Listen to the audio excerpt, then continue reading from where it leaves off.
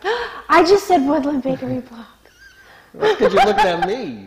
You're looking at me, and we do Woodland Bakery Blog. Oh my God. At Gretchen's, I forgot the name of our blog. You got me so, oh my God. At Gretchen's Bakery, what is the name?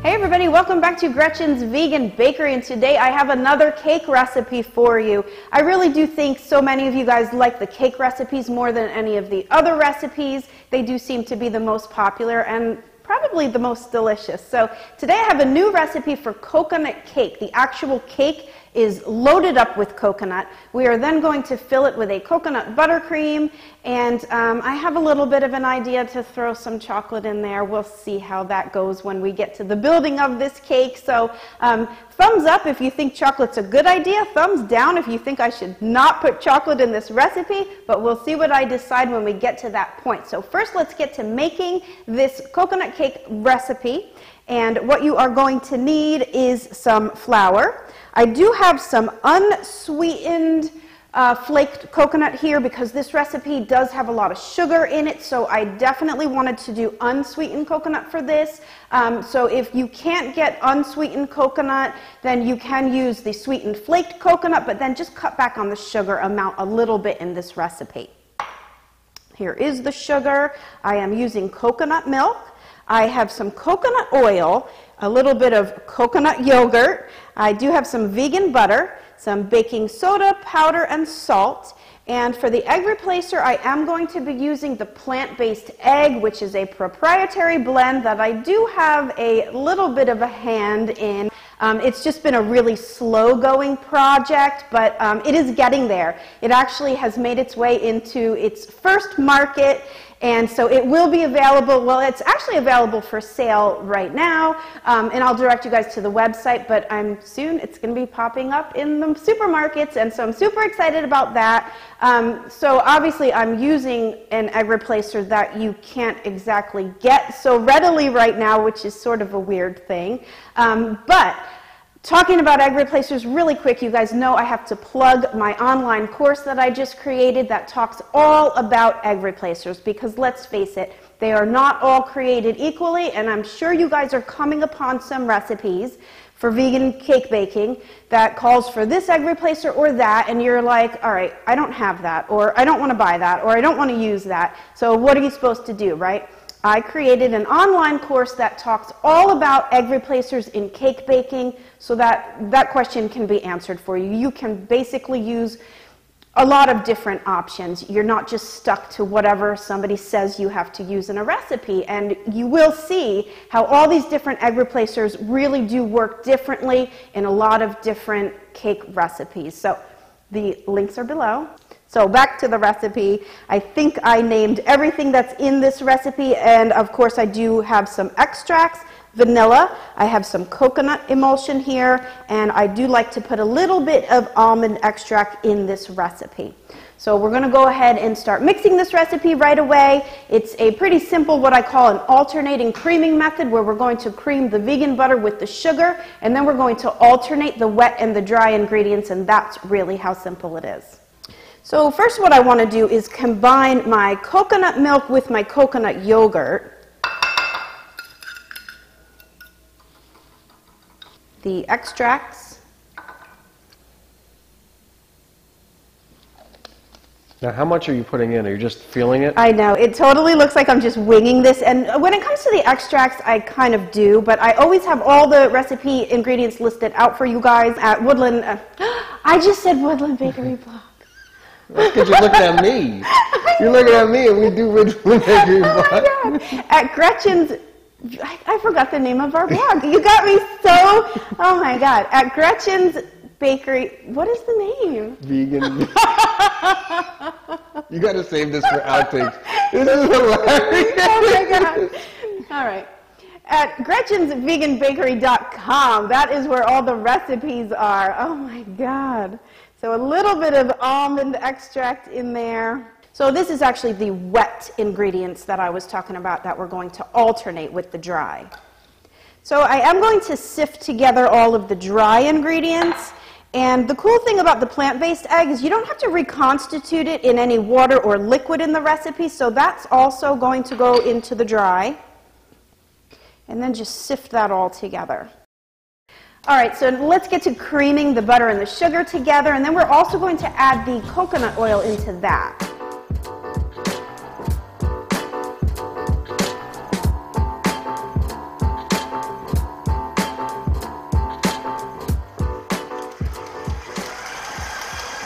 Okay, so the alternating creaming method in baking is where we're going to cream the butter and the sugar and the oil together. And then when it's such a high liquid batter like this one, you're going to want to add in 1/3 of the dry, half of the liquid, another third of the dry, the remaining liquid, and then you'll end up with the dry ingredients. It's just a better way to emulsify the batter so that it doesn't break. That little addition of flour at a time is going to help absorb the liquid in the recipe so that you have a super smooth batter.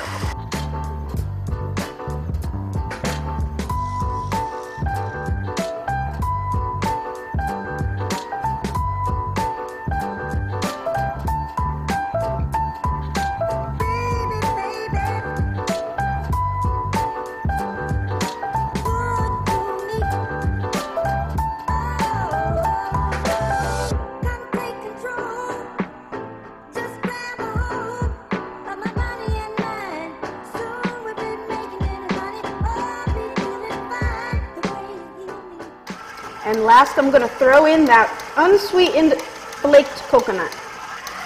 Give it a good spin to develop that batter, and that's it. All right, so just portion the batter between your 3 greased and parchment-lined pans. So the one thing that I am noticing about me, I've been really inconsistent lately with the pan sizes that I've been using. I have been using 3 7-inch layers for all of my cake projects for like a long time now, but recently I switched back to the 8-inch, and sometimes I do 9-inch, and so that's really just kind of like a good thing to note, is that if I'm using 3 7-inch pans, you can absolutely use this same recipe, same amount of batter in 2 8-inch or 2 9-inch, or all the batter into 1 12 by 18, which is the sheet pan. So basically, it would just make it thicker, right? Exactly, or thinner. If your pan is bigger, the batter spreads more. So yeah, that. So when I use these 7-inch cake pans, mostly I started doing that because I didn't want such a big cake. But really, that's an illusion because it's the same amount of batter, whether the cake is taller or wider. So it really is just the look that you're going for and what, how many layers you want. I'm getting 3 7-inch layers where you would only get 2 8 or 9-inch layers, or 1 sheet layer. Okay, so into a preheated 350-degree Fahrenheit oven for, I'm going to say 25 to 30 minutes, and then we will get to building this coconut layer cake. Okay, so now that our coconut cake is in the oven, well, actually it's cooling, I have gone ahead and made up a recipe of buttercream, and I have about 5 different buttercream recipes for you guys to choose from on my blog. I just made up my quick American style one because I'm kind of lazy, but it's super good. It's so easy to make, and it is really delicious.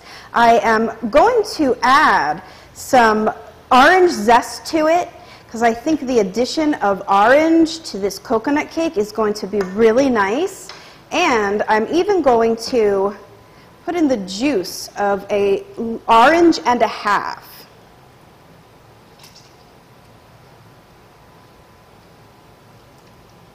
You can even add some Grand Marnier if you guys are liquor people. It would be really awesome addition to this recipe. So just get that mixing. As I said, I prepared my buttercream recipe ahead, so this would be the last addition you would add to the recipe.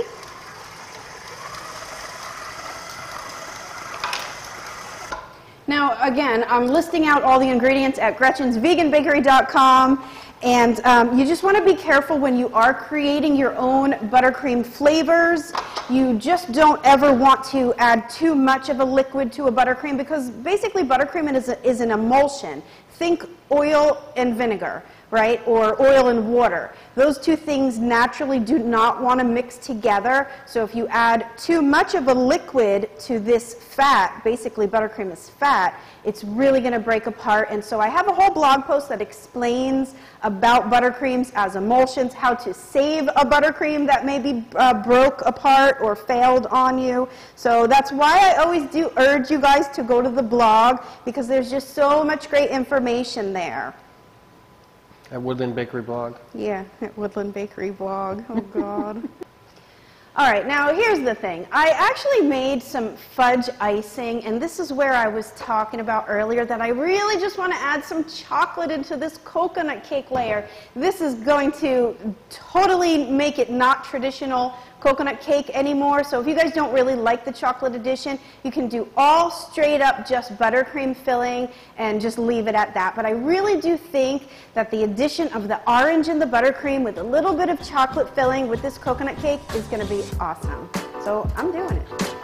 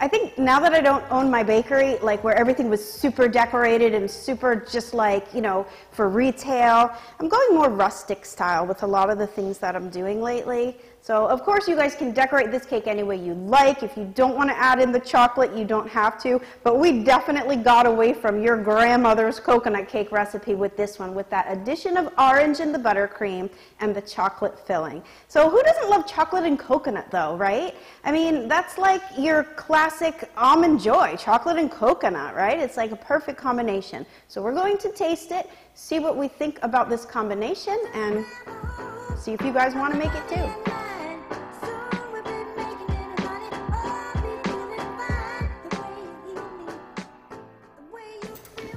Give me my fork.